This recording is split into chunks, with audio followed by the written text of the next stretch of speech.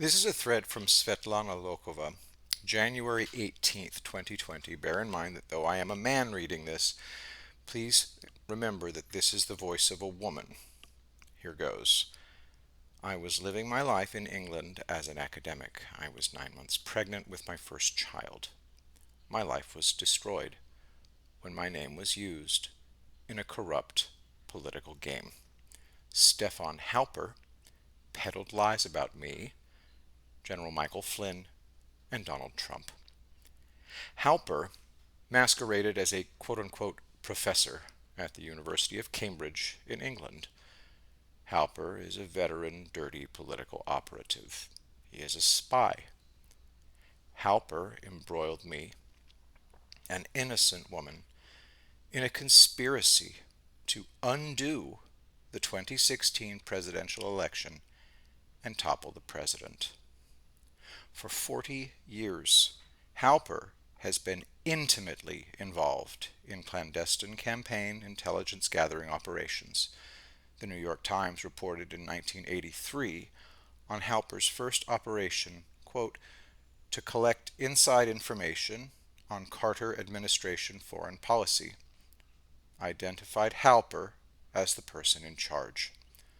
The Dow Jones, Times, Post, and MSNBC are well aware of Halper's shady and controversial past.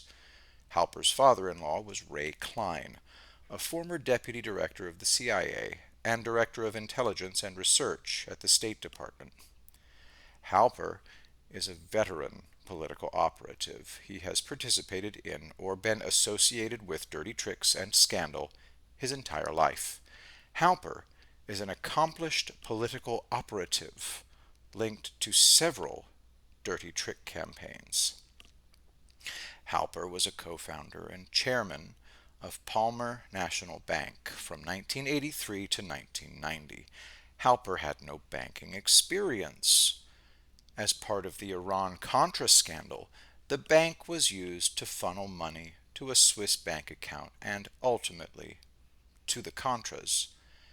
Halper was, quote, sued for bank fraud, RICO violations, through his formation of a bank, a scheme that saw him pocket over $500,000, end quote.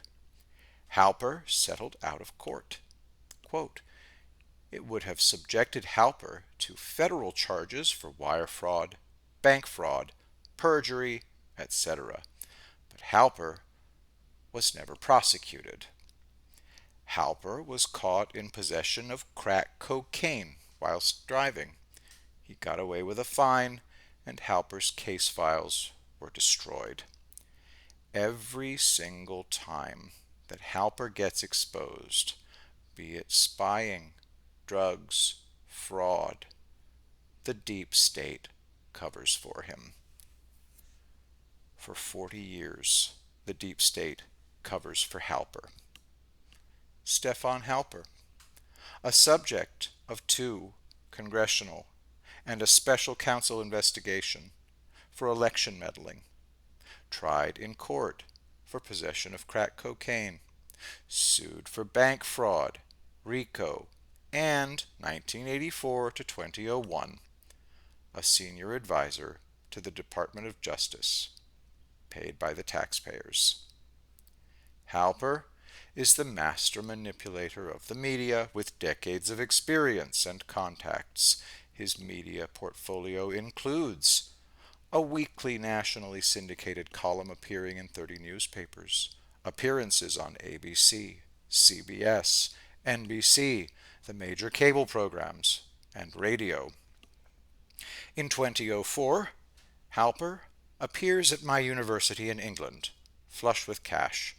Having never taught students in his life, Halper suddenly becomes the director of American Studies in the Department of Politics and International Studies at University of Cambridge, world's top university. A dirty trickster with conviction for crack cocaine, allegations of fraud, and 3 investigations for election meddling under his belt, he reinvents himself as a respectable academic. With the help of cash and CIA contacts, Professor Halper begins teaching classes at Cambridge. At Cambridge, Halper began working with Dearlove. Dearlove spent decades with Secret Service British intelligence known as MI6 and was its director from 1999 to 2004. Dearlove is responsible for one of the greatest intelligence failures of all time, the Iraq dodgy dossier. Whilst a professor at Cambridge, Halper became a paid informer for the FBI in 2008. In 2011, he was fired by the FBI for being aggressive, greedy, and having questionable allegiance to his intelligence targets.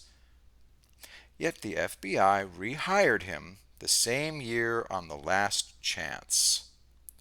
In addition to being paid by the FBI between 2012 and 2018, Halper received a total of $1,058,161 from the Department of Defense.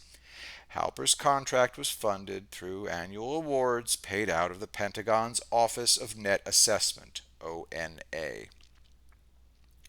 Halper and Dearlove organized and hosted a series of Cambridge intelligence seminars that were attended by intelligence community members, academics, and researchers from around the world.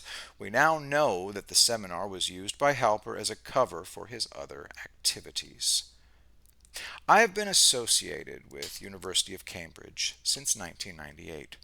My mentor, supervisor, was head of history faculty Professor Christopher Andrew. He introduced me to Cambridge Intelligence Seminar. I was peripherally aware of Halper as a member of the seminar, but I never had a single conversation with Halper. Halper went to great pains to avoid social interaction with me to the point of rudeness. Halper made it a point to sleep through my presentations, and despite the small size of the forum, maybe 20 attendees, Halper would refuse to sit even on the same side of the table as me. Other members of the seminar evaded or simply refused to answer any direct questions about Halper's role or background. He was described as very rich and the money behind the seminar. Unlike me, Halper had connections with Russian intelligence. Between 2012 and 2015, Halper invited General Trubnikov to teach at the seminar. Halper knew from his connections to Trubnikov that I was not a Russian spy. One Cambridge intelligence seminar in 2014, put together by Halper, Dearlove, and Andrew, was attended by then-President Barack Obama's Defense Intelligence Agency Director, General Michael Flynn. General Flynn's speech at the Cambridge Intelligence Seminar was followed by a dinner in his honor.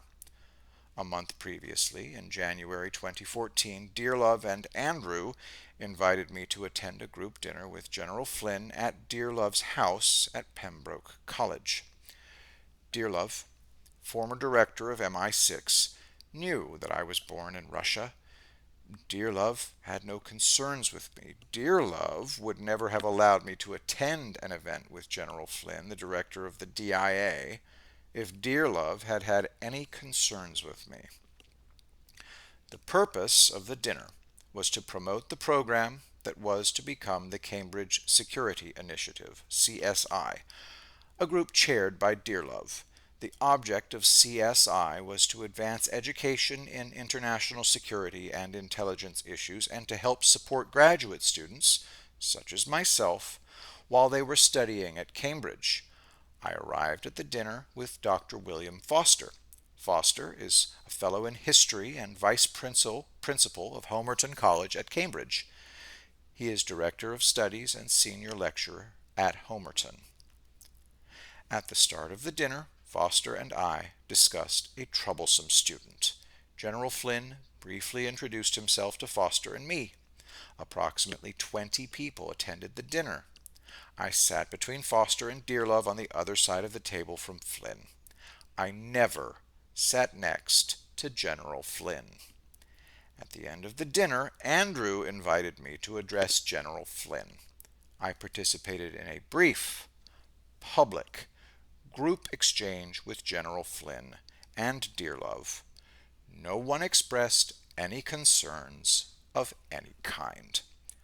I took photographs of the dinner event which completely debunk the false narrative that Halper and the media published about me. General Flynn and the February dinner event. Although General Flynn appears in the photographs, Halper does not. Link in the description to this thread. No one remembers Halper attending the Flynn event because, in truth, Halper was not there. In fact, Halper was never present whenever an American official visited. Halper is so dodgy, he had to hide from anyone, such as General Flynn, who might have exposed him. After the dinner, Dearlove was very happy and unconcerned about the events that transpired that evening. I photographed Professor Andrew and Dearlove smiling and shaking hands with General Flynn. Andrew asked me to stay in contact with General Flynn. Andrew hoped that Flynn might speak again at the seminar or do business with CSI. I had occasional email contact with General Flynn after February 2014. Andrew was copied or saw email exchanges which were general in nature. Between 2014 and 2016, I continued to participate actively in the seminar and with CSI without any issues. I was invited to meet many former and serving security chiefs, including General Vincent R. Stewart, who succeeded General Flynn at the DIA. Neither Dearlove, nor Halper, nor Andrew, nor anyone else ever raised any concerns about me. In fact, in September 2015, Lokova participated in a Cambridge, U.S. conference sponsored by the United States Department of Defense and CSI. Dearlove chaired the conference. Andrew was a keynote speaker. The conference schedule identified Dearlove and Andrew and contained the following biographies: Sir Richard Dearlove, Professor Christopher Andrew, and John McLaughlin. Dearlove and Andrew's names and reputations were behind the conference. They had every good reason to invite the most highly qualified, reputable, and trustworthy speakers. The credentials of all speakers were appropriately vetted. I spoke on September 28, 2015. Dearlove, Andrew, and Halper knew that I was not a Russian spy. In September 2015, long after the dinner in February 2014, Dearlove, Andrew, and Halper approved my appointment to the prestigious honorary position of CSI Fellow. Dearlove, Andrew, and Halper knew that nothing inappropriate had occurred between General Flynn and me at the February 2014 dinner in Cambridge.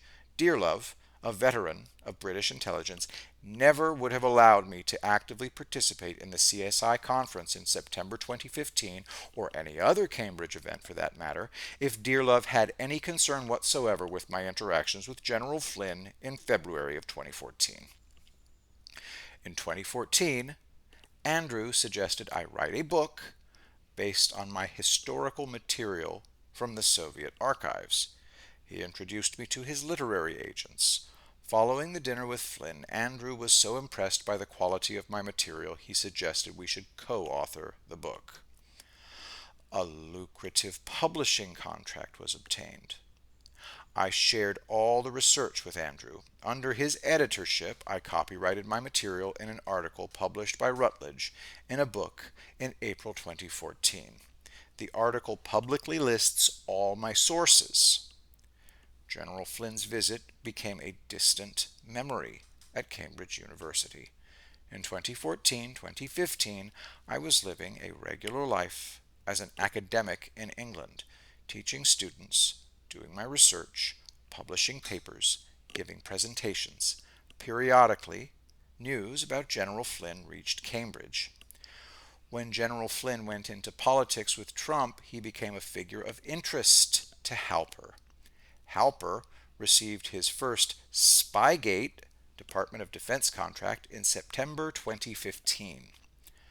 In December 2015, General Flynn traveled to Moscow for the infamous RT dinner. On Flynn's return, Halper became active in the field. On January 7th, 2016, Halper contacts Andrew. On January 12th, 2016, Andrew emailed me and invited me to Andrew's house to have dinner with Halper and his wife. Andrew stated that the purpose of the dinner was to discuss the book that he and I were authoring. I was perplexed. At no point before this unexpected invitation had Halper expressed any interest in my work. In truth, Halper had no interest in my work. Rather, Halper wanted to have dinner with me to probe me for information relating to Flynn in the hopes that his FBI handlers might find a basis upon which to file an application to conduct surveillance and spy on General Flynn. I declined the invitation.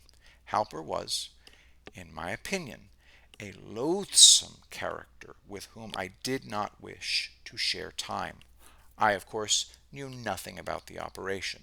To me, they were a bunch of old, retired men. My mentor, Professor Andrew, became outraged by my refusal to attend the dinner with Halper. Thereafter, relations deteriorated between Andrew and me. In April 2016, Andrew walked away from the lucrative publishing contract with me. My work in Cambridge dried up from April 2016. I stopped being invited to teach or give presentations, despite being considered a talented researcher and having great feedback from my students. I could not understand why. In April 2016, a university colleague informed me that Halper was making statements about my background and work. Halper was asking pointed questions about who I was meeting with, where, and when. Dr. Foster later advised me that Halper was spying on me to get to General Flynn.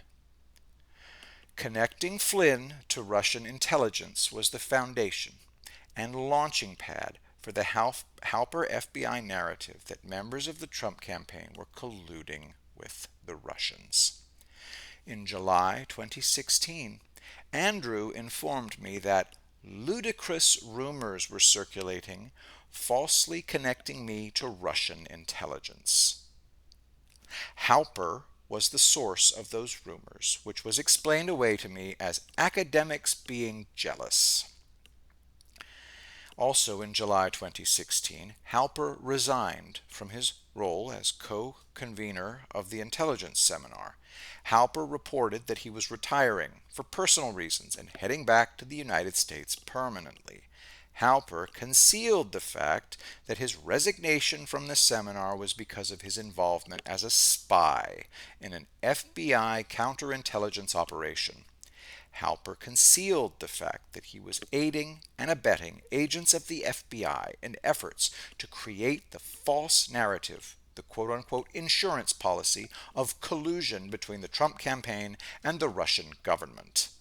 Halper resigned from the seminar in July 2016 to assist the FBI in its covert investigation of the Trump campaign. He met with Carter Page in Cambridge in July 2016. On July 31st, 2016, the FBI officially began a covert counterintelligence operation known as Crossfire Hurricane. As a result of Halper's smears portraying me as Putin's spy around Cambridge University, I lost my book contract and my teaching assignments. I also lost friendships and relationships with colleagues. I started looking for a new book contract in America on my own, as Professor Andrew severed our co-author relationships. I needed references and approached the only two people in the U.S. who have seen my research. One of them was General Flynn. My email with General Flynn on July 4th, 2016 about my book ended up with a known recipient of weird or incorrect CIA leaks. Luke Harding of The Guardian newspaper. In absence of any explanation from The Guardian, I can only conclude that General Flynn and I were subject to surveillance. Former DNI James Clapper, quote, to the extent that there was surveillance of anyone, it was occasioned by contacts with Russians who were targets, validated foreign intelligence targets, end quote. Halper's lies about General Flynn and me were designed to obtain surveillance. Let's recap what we know about the Halper operation. By September 2015, Halper has been activated. Obama administration pays him, and Brennan, Clapper, use his intelligence. In summer of 2015, General Flynn enters politics, meets with leading Republican candidates, fixating on Trump. By fall of 2015, Trump became the leader in polls and winner in primaries. In swing states, Trump is the only Republican who can beat Hillary. He's an outsider, not owned by anyone. Trump represents a clear threat to Obama's succession planning. Halper is ordered to target Trump.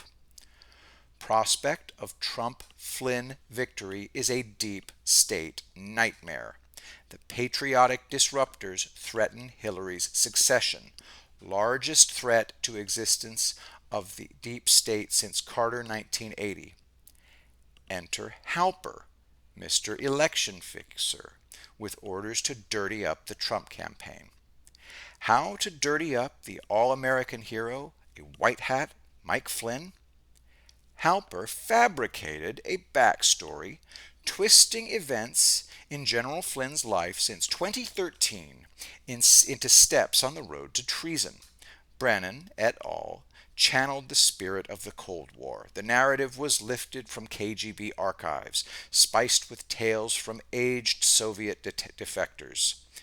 Halper's first SpyGate contract from CIA slush fund at DoD includes a provision for American taxpayer funds to pay former Russian intelligence officers. That is what your money bought from the defectors. In 2013, Flynn goes to Moscow on an official visit. Soviet defectors claim that Russian military intelligence, GRU, invited Flynn to check him out. Maybe the Russians have some material on him or have him under control. Halper's work ends up in the Steele dossier. Quote, the Steele dossier suggests that Kislyak's wooing of Flynn in 2013 was deliberate and part of a strategic U.S.-facing operation to identify sympathetic U.S. actors and bring them over to Moscow, end quote. Halper's next contribution to Flynn's, quote, treasonous path is fictional account of Flynn's innocuous encounter with me. Halper said I was ordered by Russian intelligence to compromise Flynn. In 2015, Flynn was paid for speeches twisted into proof he was on Moscow's payroll. The finale of Flynn's path to treason story was the December 2015 RT Gala dinner and photo with Putin. Halper said that I organized it. Halper was tasked to investigate this, which is why he reappears in Cambridge in early 2016 and attempts to meet me. Halper reappearance in England in early 2016 is the beginning of the Oconus Lures operation. Oconus, outside the continental United States. Oconus Lures. Halper was sent to the UK by the CIA and FBI to circumvent US laws, including not spying on American citizens without warrant and not spying on a political campaign. Halper would later lure Page and Papadopoulos to England, but his first victims were General Flynn and me. See my tweets about Halper's attempts to meet me in the UK in February 2016. Halper's 3 trips to London to set up members of the Trump campaign were paid for by you, the taxpayer. Why Russia? Why did the CIA, FBI, and the Democrat Party choose links to Russia as a way to dirty up members of the Trump campaign, including General Flynn and Trump himself? The answer lies in history. Halper, Brennan, Clapper are old men with old tricks. They created an atmosphere of a new Cold War. Plotters counted on enough Americans to swallow their scare stories to carry Hillary across the line. Their propaganda arm, the liberal media, poisoned the minds of many Americans, getting them to believe in the most ridiculous tales of treachery. When the head-to-head campaign began in summer of 2016, Halper's operation assumed a new intensity. Trump surged, Hillary slumped. Desperate times called for desperate measures. Halper dusted off the October surprise playbook. October Surprise is a news event deliberately created or timed to influence the outcome of the U.S. presidential election. It was first unleashed by Nixon in 1972. Halper was involved in October surprises in the 1980s. As a seasoned campaign veteran, Halper spotted that Hillary's campaign had lost momentum and Trump was closing fast. Halper gave a talk in early July 2016 where he outlined his solution. Hillary had to go negative on Trump. Quote, Professor Halper stated that if the media focuses on Clinton, she will lose. Whereas if they continue to focus negatively on Trump, he will lose. This will be true despite Trump's adept handling of the media. End quote. July 6th, 2016. The biggest element of the plan to shift negative media attention on Trump was the so-called opposition research of Chris Steele, paid for by the DNC. Halper was a key contributor, his role described in this thread. The single largest accusation for the whole 2016 campaign was that Trump was Putin's puppet. This stems from the June 19, 2016 Steele memo attributed to former head of Russian intelligence. In fact, Halper was the source, as I have shown in a previous thread. In June, Halper funded and organized an emergency election conference in Cambridge. He gathered Hillary supporters such as Magdalene Albright together with his allies such as Dearlove. Halper lured Trump advisors to England. This was a deliberate plan to rob them of their protection under the U.S. Constitution. Halper was conducting activities which would be prohibited in the U.S., such as investigating a major political party's candidacy for the presidency. A second reason to lure members of the Trump campaign to England was plausible deniability. Halper's covert operation would have been denied as being officially sanctioned by the FBI if Halper's targets had reported Halper's suspicious behavior as they should have done. Halper's experience working on previous Republican campaigns proved invaluable. He knew how disjointed and vulnerable campaigns are, that junior advisors are open to approaches. Page was bowled over by the invitation to Cambridge to rub shoulders with famous people for free. Others in the campaign, J.D. Gordon, Stephen Miller, who were also sent invitations, declined. This part of Halper's operation shows the lie at the heart of the Clapper statement that surveillance was on the Russians. It was not. The Trump campaign was the target from the start. Obscure junior foreign policy advisor Page fitted Halper's long-standing Russia narrative perfectly. As Page had sought media exposure within days of appointment promoting his Russia expertise, Halper had him in the crosshairs. Halper went all out to impress Page. The all-expenses-paid trip to just sit in an audience included an intimate candlelight dinner in a medieval college, the chance to discuss his views with Madeleine Albright, VIP front-row seats, etc.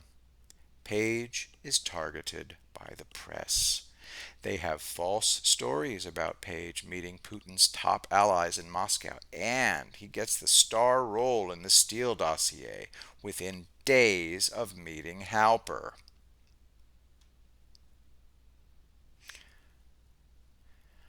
I am really glad that I refused Halper's dinner invitation in January 2016.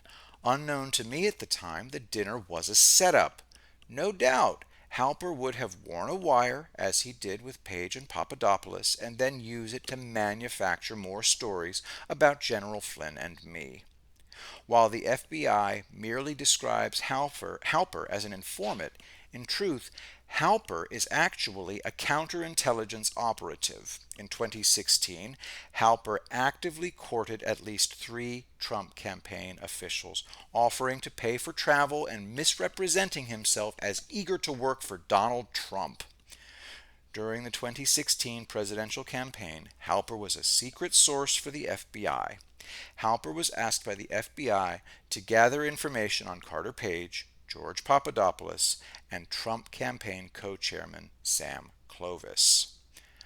On November 8th, Donald Trump was elected to be the 45th President of the United States of America. After the election, Halper took action in furtherance of the conspiracy to defame me and General Flynn to advance the wholly fabricated and fictitious Russia collusion narrative.